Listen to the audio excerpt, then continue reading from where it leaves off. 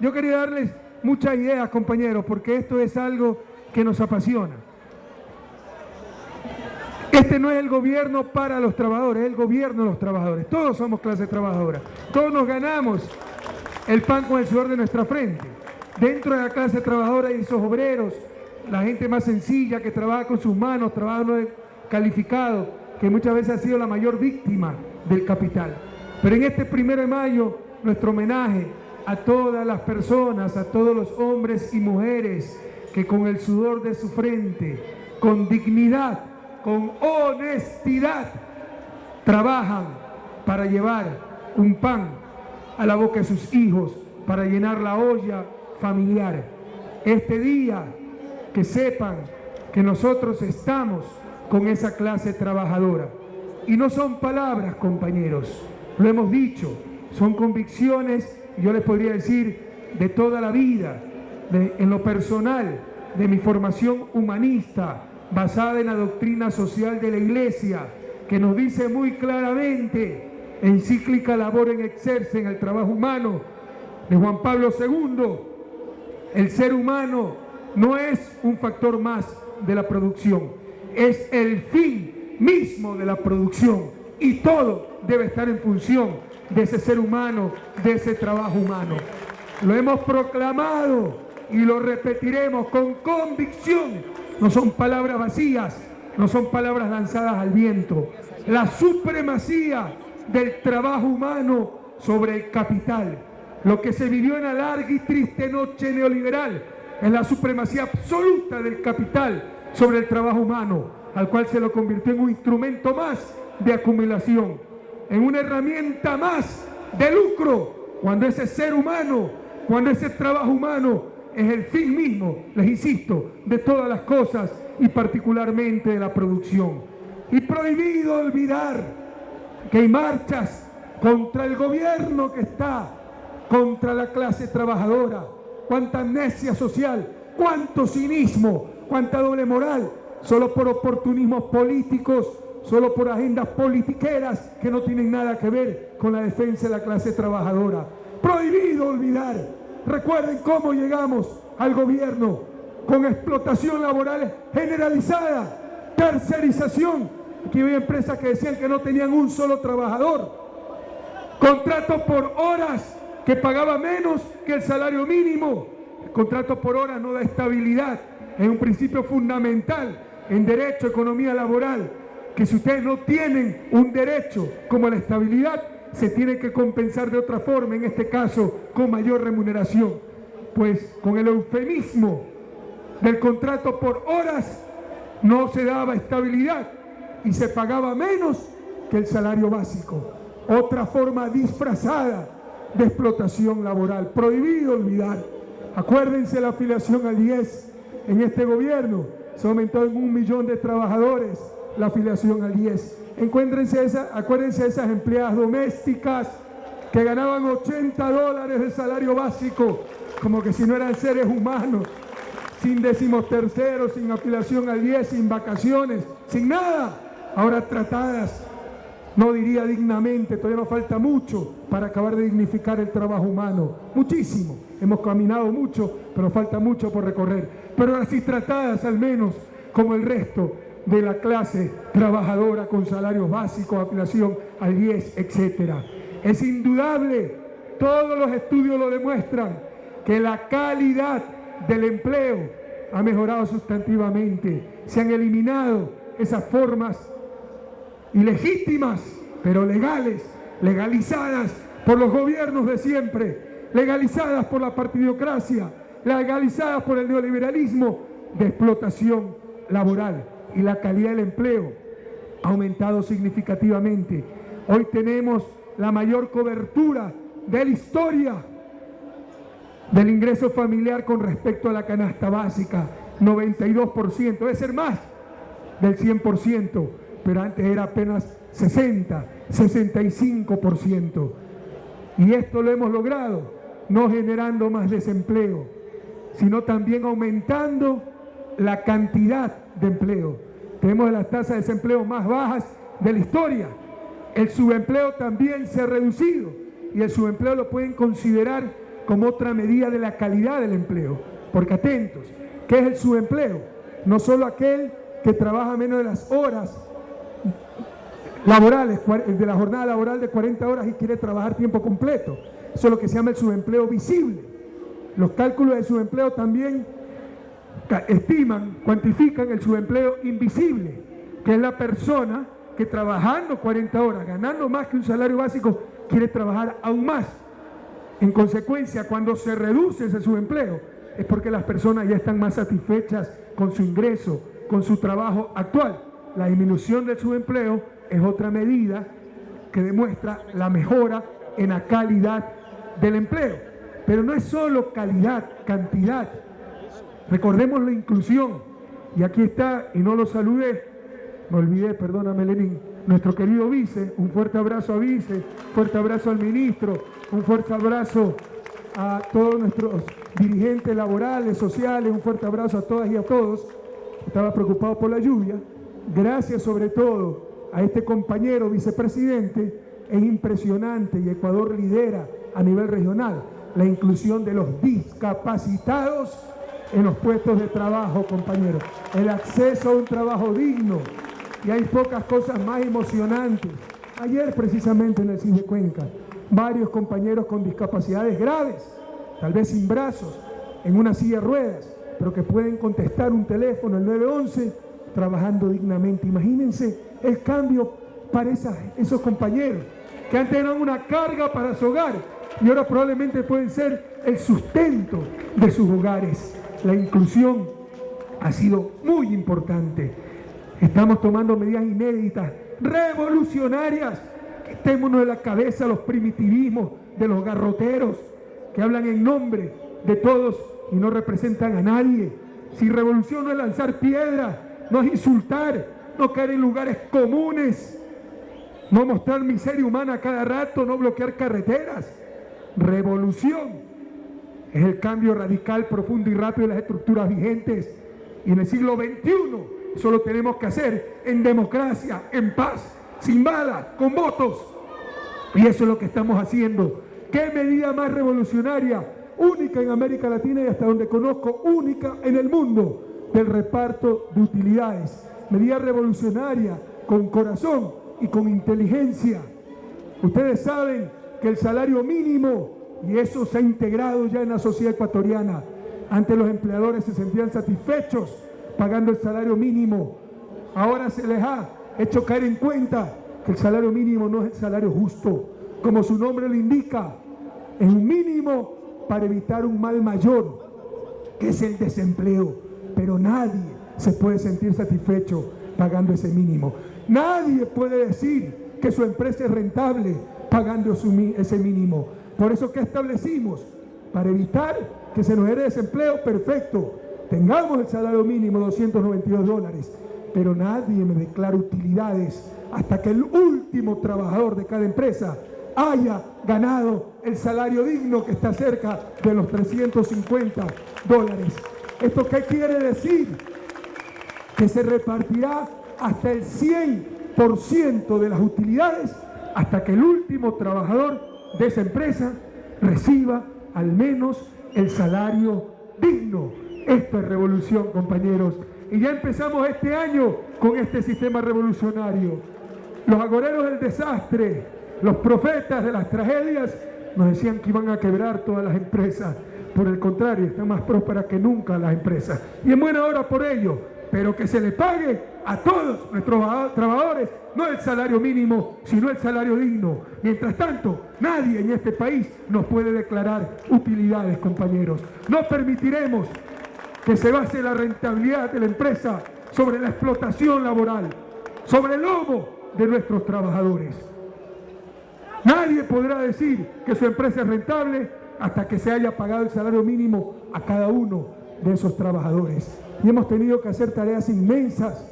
Aquí está Richard Espinosa, un extraordinario ministro de Relaciones Laborales. Antes de él lo precedió otro querido amigo, Antonio Galeardo. Pregunten el caos en que encontramos los salarios, sobre todo del sector público. No había dos salarios iguales, no habían dos escalas iguales, no habían dos aportaciones al seguro social iguales. Se han racionalizado, los salarios y se han incrementado fuertemente los salarios. Todavía hay quejas, y con razón, que un policía que tiene que estudiar 1 o 2 años gana más que un maestro que tuvo que estudiar 4 años. Y tienen toda la razón. Lo que no dicen era cuánto ganaba ese policía y ese maestro antes de nuestro gobierno. Tal vez la mitad, la tercera parte. Y que la brecha proporcionalmente era mucho mayor. No podemos corregir todo esas terribles diferencias que encontramos en pocos años, pero está todo programado para que se siga racionalizando el sistema salarial, sobre todo el sector público, y obviamente los maestros tendrán que seguir incrementando sus salarios, compañeros. Se ha dicho que este gobierno está contra el sindicalismo. No, estamos contra los abusos, vengan de donde vengan, más aún de ciertas argollas corruptas, de supuestos líderes laborales que sirven a determinados partidos políticos y que ordeñaron cual vaca amarrada al Estado. Sindicalismo es para defender a la clase trabajadora de los abusos del capital, para disputarle renta a ese capital. ¿Y qué hicieron? Lo que hicieron es quitarle renta al Estado, es decir, a todos nosotros, porque no tenía quien defienda a ese Estado. Esos abusos no los vamos a permitir. Sin embargo, compañeros, por supuesto que estamos con el sindicalismo, por supuesto que estamos con la organización laboral, y no son palabras, son hechos. Antes de nuestro gobierno, en promedio anualmente se creaban 12 sindicatos. Con nuestro gobierno, con la Revolución Ciudadana, ese promedio es más, casi 6 veces mayor. Se crean 70 sindicatos en promedio por año. Y fíjense las contradicciones. El anterior Ministerio de Trabajo, hoy Ministerio de Relaciones Laborales, que se supone que vela por los derechos de los trabajadores, no tenía sindicato. Ahora, ese Ministerio de Relaciones Laborales en la Revolución Ciudadana también tiene su sindicato de trabajadores. Creemos en el sindicalismo, creemos en los derechos laborales. Lo que no creemos es en los abusos de nadie. Más aún, cuando esos abusos se dan contra el bien común, contra el Estado, que somos todos nosotros, compañeros. Ahora sí, hay quien defienda al Estado. Que le roben $1 al Estado, es como que nos lo roben a nosotros, porque son los libros de nuestros niños, son los uniformes, son las escuelas, son los hospitales, son los carreteros, compañeros. Sabemos que hemos avanzado mucho, pero jamás podremos estar satisfechos. También estamos conscientes de que falta muchísimo por andar. Todo lo que hemos conversado, tal vez es tan solo para los privilegiados dentro de nuestra fuerza laboral. Porque aún, bueno, por primera vez en la historia, los ocupados plenos son más que los subocupados y los desempleados. Por primera vez en la historia de este país.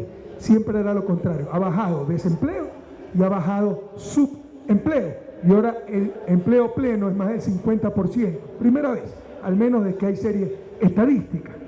Sin embargo, todavía nos queda un 50% casi de la fuerza laboral desempleada o subempleada. Y ese subempleo, les he dicho, en parte demuestra la disminución, la mejora en la calidad del empleo, porque el subempleo es la gente que quisiera trabajar más horas, ganar un poco más, así esté trabajando tiempo completo y ganando más que el mínimo. Pero también ese subempleo, no lo vamos a negar, incluye gente que tiene que trabajar 15, 20 horas y quisiera trabajar tiempo completo. Gente que gana menos que un salario básico. Trabajadores independientes. Sector, pero en condiciones precarias. Sector informal, tanto urbano cuanto rural. Y esa gente no tiene salarios mínimos. Muchos no tienen seguro social. Ninguno tiene sindicatos. Todo lo que hemos hablado, derecho de la clase trabajadora, lo que creemos, es para una parte nada más de nuestra fuerza laboral. Aquellos que tienen una relación de dependencia estable. Pero recuerden que prácticamente la mitad de esa fuerza laboral no la tiene. Y debemos también atender a esa gente. Y no solo eso, compañeros. ¿Qué es la población económicamente activa? La fuerza laboral. En teoría, las personas que tienen voluntad y capacidad de trabajar. Un niño de 5 años que dice yo tengo voluntad de trabajar, no tiene la capacidad de trabajar, ellos no son fuerza laboral. Una persona demasiado mayorcita, yo quiero trabajar, pero no, tiene la voluntad de trabajar, pero no está en condiciones de trabajar, no es parte de la fuerza laboral. Pero por otro lado, alguien que tiene la capacidad de trabajar, pero no tiene la voluntad de trabajar, no es fuerza laboral, un estudiante. ¿Cuál es el problema? Que tendríamos que agregar algo a esa definición. PA, población económicamente activa, fuerza laboral. Perdónenme que caiga en mi deformación de economista y empiece a dictar clases de economía. Pero ¿cómo podríamos definir esa fuerza laboral más exactamente? Las personas en capacidad y voluntad de trabajar para intercambiar bienes en el mercado. Porque sepan ustedes que, por ejemplo, el ama de casa que se saca la remadre trabajando todos los días en el hogar, tiene voluntad de trabajar, está trabajando, capacidad de trabajar, pero no trabaja para intercambiar en el mercado. Si saben que de acuerdo a las categorías mercantilistas de la economía ortodoxa, esa ama de casa que probablemente trabaja 10, 12 horas diarias en forma muy dura, no es parte de la fuerza laboral, no es parte de la población económicamente activa, es población económica inactiva. Fíjense ustedes, cuando hablamos de salarios, sindicatos, afiliación del IES, estamos hablando de una mínima parte de la población realmente que realiza un trabajo, está en capacidad de realizar ese trabajo. Y nos tenemos que preocupar por todos, y ese es el camino que falta por andar. Por ejemplo, la afiliación al Seguro Social de las amas de casa, el reconocimiento del trabajo en el hogar. Y ya estamos trabajando en todo aquello. De hecho, ya se han dado importantes pasos. El bono de desarrollo humano, dirigido sobre todo a mujeres, está enfocado como el reconocimiento del trabajo de esas mujeres en el hogar. Nos falta mucho por andar para la seguridad social universal, no solo de los trabajadores ocupados plenamente, que es a lo que nos referimos al inicio, sino de ese agricultor, también de ese vendedor informal, también de ese trabajador por cuenta propia, y también de esas amas de casa que realizan un inmenso trabajo en el hogar. Probablemente gracias a ese trabajo su esposo puede trabajar, puede estar afiliado al IES, y luego cuando se jubile ese trabajador, él tiene una jubilación, una pensión para cuando ya ha pasado su vida productiva, y su esposa, que lo apoyó toda una vida, no tiene absolutamente nada. Son las cosas que tenemos que corregir. Estamos trabajando por dignificar el trabajo humano en todas sus facetas, no solo de los trabajadores ocupados plenamente, sino ese sector informal, ese sector rural de subsistencia, ese autoempleo, esos trabajadores por cuenta propia, esas amas de casa que realizan un inmenso trabajo en el hogar. Nos falta todavía mucho, por eso les decía, para mejorar y acabar de dignificar el trabajo, mejorar la calidad de empleo. Pero lo importante es que hemos empezado y vamos rápido y en la dirección correcta. También nos falta mejorar mucho productividad y, por supuesto, acompañado de la productividad, mejorar los salarios. Nos falta crear sindicatos por sectores para que nuestros trabajadores tengan mayor poder de negociación. Ya no cada empresita con sus sindicatos, sino sindicatos del sector automotor, sindicatos del sector de plásticos, sindicatos del sector de siderúrgico, etcétera, como existe en otros países. Ese es otro de los objetivos que estamos buscando, compañeros. Así que seguiremos trabajando por seguir mejorando la cantidad, calidad, dignidad del empleo y en general dignidad del trabajo humano.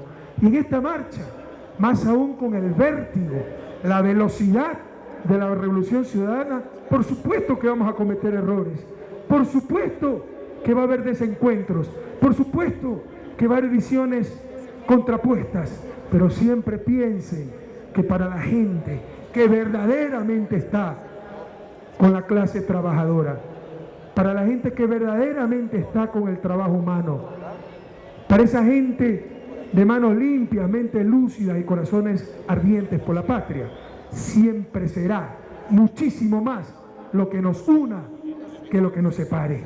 Ustedes saben que buscando el bien común hemos tenido que tomar medidas duras. ¿Ustedes creen que nos agrada decirle a alguien, tenga su indemnización de acuerdo a la ley, pero usted tiene que dejar de trabajar? Pero creemos que era nuestro deber realizarlo. Cuando no han funcionado cuando tenemos que responder por el bien común, cuando hay derechos superiores, como el derecho de los ciudadanos a recibir un buen servicio público. Entendemos el desacuerdo de los dirigentes gremiales, de los dirigentes laborales. Ellos tienen una visión gremial, básicamente, defender a sus agremiados, a sus afiliados. Nosotros tenemos la visión colectiva y tal vez muchas veces no coinciden esas dos misiones y visiones. Sentémonos a conversar, pero recordando siempre que es mucho más lo que nos une que lo que nos separa. No agarrándose de eso para justificar todo su odio, toda su frustración, todos sus intereses politiqueros que no buscan al final del día defender a la clase trabajadora, defender el trabajo humano, sino tan solo defender espacios de poder, defender modos de vida, defender agenditas politiqueras. A todos aquellos que realmente están con nuestra clase trabajadora, bienvenidos siempre a conversar y nunca olvidar. Es infinitamente más lo que nos une, querido Marcelo, querido dirigente, es infinitamente más lo que nos une que lo que nos separa.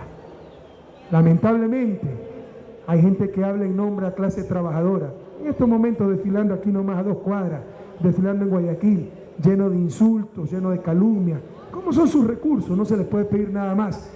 Pero lo que tal vez más rechazo provoca, unidos a sus propios explotadores, unidos a los que instalaron aquí la tercerización, la explotación laboral generalizada, unidos a los promotores, a los cheerleaders de la larga y triste noche neoliberal. Bastaría ver con quienes votan en asambleas, y aquí no hay donde perderse.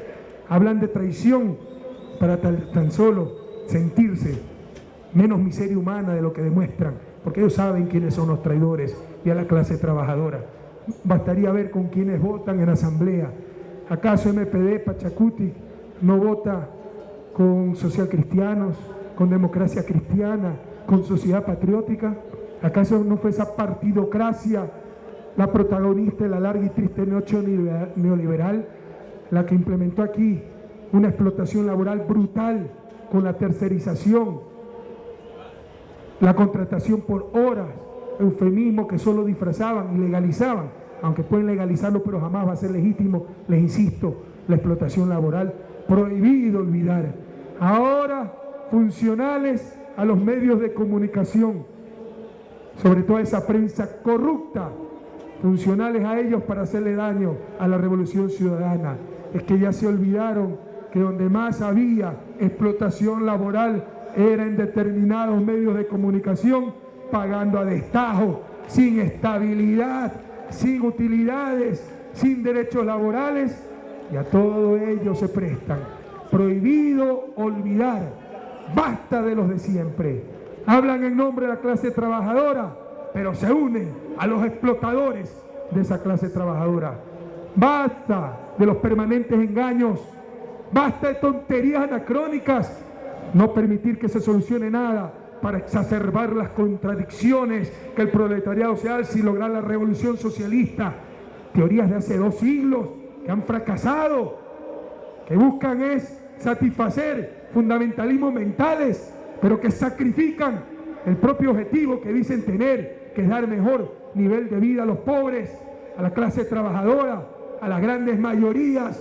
Queremos ayudar, no solo hay que hacerlo con corazón, hay que hacerlo con inteligencia y teniendo los pies bien puestos sobre la tierra. Por eso cuando los jóvenes del Partido Comunista del Ecuador decían a radicalizar la lucha, por supuesto, somos radicales, no somos reformistas, somos revolucionarios, pero eso no implica que la lucha debe ser con corazón y con inteligencia. Queridos jóvenes, los enemigos son poderosísimos, subestimarlos sería nuestro mayor error, y muchos de esos enemigos hablan nuestro propio idioma, son como el camaleón, se disfrazan de los que están con la revolución para torpedear cualquier proceso de cambio y seguir en lo mismo de siempre. Tratan a nuestro gobierno como cualquier gobierno neoliberal. En su fundamentalismo no hay diferencia entre Revolución Ciudadana y el gobierno de Febres Cordero. No le disputan renta al capital, sino al Estado. solo buscan quitar. Todavía están, recuerdo cuando una dirigente de uno de estos partidos, la partidocracia, que se dice de extrema izquierda, pero en verdad es de extrema derecha. ¿Qué es la extrema derecha? ¿Qué es el conservadurismo? No querer cambiar nada. Miren quiénes son los que se oponen a todo. A cualquier acción presentan una reacción, a cualquier proyecto una duda, a cualquier camino un obstáculo. Eso es ser conservador. Querer inmovilizar al país, seguir en lo mismo. Uno de los representantes de este partido de pseudo izquierda decía: nosotros somos los que hemos logrado el beneficio para los trabajadores con nuestras movilizaciones. No sabía que con movilizaciones se creaba riqueza. Movilicémonos más y vamos a ser como Suiza. Ya como, si es por las movilizaciones que se genera riqueza, este país debería ser el más rico del mundo. Ya basta. Solo buscan quitar, no agregar. Y eso es insostenible, queridas compañeras y compañeros. A radicalizar la lucha, pero no lanzando piedras, lanzando ideas, no bloqueando caminos, abriendo caminos, no llamando a la violencia, sino construyendo en paz, en armonía, con inteligencia. Y fíjense que de esa manera en estos 5 años hemos avanzado que mucho más en cualquier periodo de la historia del país. La mayor cobertura de la canasta básica. Hemos roto los récords en afiliación al Seguro Social. La calidad del trabajo ha mejorado, la cantidad del empleo ha mejorado. Por ahí un diario publicó que la población económicamente activa ha disminuido. Yo no sé dónde sacan esas chifladuras. Tenemos la población económicamente activa más alta de la historia. Y eso, que muchos jóvenes que antes se dedicaban a trabajar y eran parte de esa PA, ahora se dedican a estudiar y ya no son parte de la PA. ¿De dónde viene ese incremento de cerca de 180.000 personas en la población económicamente activa? Que es ama de casa, esa persona que no buscaba trabajo porque las condiciones de trabajo no eran buenas, ahora con la mejora en la calidad del trabajo, buscan trabajo. Y al tener voluntad de trabajar, ya son parte de la población económicamente activa. ¿Sí me explico adecuadamente? ¿Cómo se mide esto? Son cosas muy débiles algunas veces. La frontera entre desempleado e inactivo. El INE que va: señora, ¿usted está trabajando? No. ¿Ha estado buscando trabajo en las últimas 2 semanas? Sí. Ya es desempleada porque ha tenido la voluntad de trabajar. ¿Sí estamos claros? Si al ladito tocan la puerta: señora, ¿usted está trabajando? No. ¿Ha buscado trabajo en las últimas 2 semanas? No. Ya no es desempleada, ya no es parte de la fuerza laboral, es inactiva. ¿Sí me explico? Porque no está buscando trabajo. Entonces, fíjense, una respuestita nos puede cambiar el nivel de la población económicamente activa. ¿Por qué ha aumentado tanto? Porque hay muchas amas de casa que ya quieren entrar a trabajar porque ya son atractivos los salarios, las condiciones laborales. Pero por ahí en la prensa corrupta que publica cualquier barbaridad, dice que la PA ha disminuido. En realidad, tenemos la población económicamente activa más alta en la historia, ha aumentado 180.000 personas en los últimos meses y pese a todo ello, tenemos la tasa de desempleo más baja de la historia. Modestia aparte, no estamos haciendo las cosas mal, compañeros. Las cosas van bastante bien, lo cual no significa jamás que estemos satisfechos. Sabemos que nos falta mucho camino por andar, pero el mensaje es que hemos empezado a recorrer ese camino y vamos en la dirección correcta. Así que a no dejarse confundir, a no dejarse manipular, a no dejarse desinformar. ¿Quién es quién en este país? Obras son amores. Aquí están los resultados de una política convencida de que el ser humano está sobre el capital, de que el trabajo humano no es un factor más de producción, es el mismo fin de la producción. Y jamás olvidar, queridas trabajadoras y trabajadores de la patria, que la revolución ciudadana, nuestra revolución ciudadana, es la revolución de la clase trabajadora. ¡Que viva la clase trabajadora del planeta! ¡Que viva el 1 de mayo! ¡Que viva la revolución ciudadana! Y hasta la victoria siempre, compañeras y compañeros.